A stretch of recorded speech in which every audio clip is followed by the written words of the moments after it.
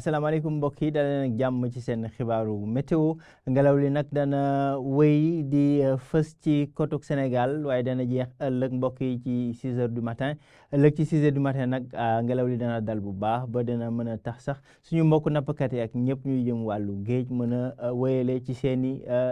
liggéey mbokk yi li des ci xibaar bi nag jëm ci wàllu asamaan soo xam ne dana ami niir ci gox yu bëri ci réew mi teewul nag leeraay bi dana wéy di fës comme niñ ko mënee xool ci prévision guddik tey gi lee jëm nag ba lëg ci suba asamaan si dana ami niir waaye leeraay bi dana fi desandi bu baax ngelaw li dana jógee boori bëj gànnaar ak penku ba tax na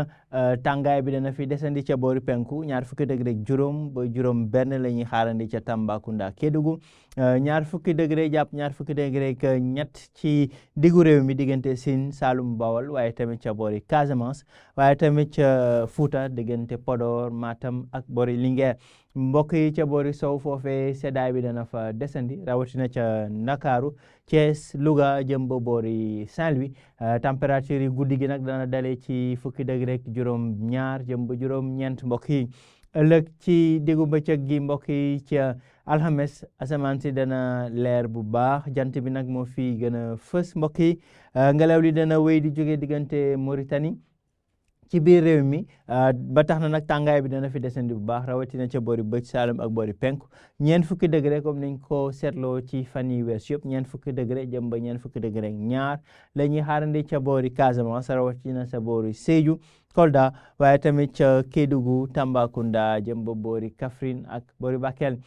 boori diggu réew mi foofee température yi dana dalee ci 30 degré juróom ñaar jëm ba juróom ñeent ca Podor Fatick Kaolack waaye tamit ca Ziguinchor dañ fa seetlu 30 degré juróom ñeent 30 degré juróom ñett ca Linguère jëm ba boori Matam la jëm boori sow nag foofee température yi dana dal bu baax 20 degré ñett la ñuy xaarandi ca Ndakaaru 30 degré ñett ca Thiès 30 degré juróom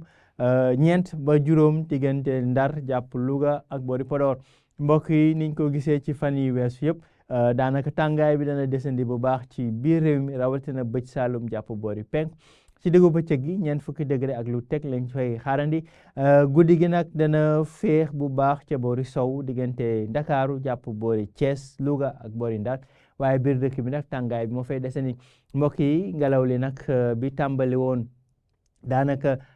ci talaata gi dana fi desandi ba léegi mbokk yi ci guddik tey gi le dana jeex nag ëllëg ci alxames bi bu 6 heures du matin jotee li ma doon xibaar yi ñu wax leen dig daje ba ëllëg ci yeneen xibaar météo mën ngeen wéy nag du ñu topp fi mbokk yi ci suñu xarala yi ci Facebook X Instagram ci YouTube waaye tamit suñu chaîne WhatsApp ak ci www.sim.sn jërë ngeen jëf ba ëllëg incha allah mbokk yi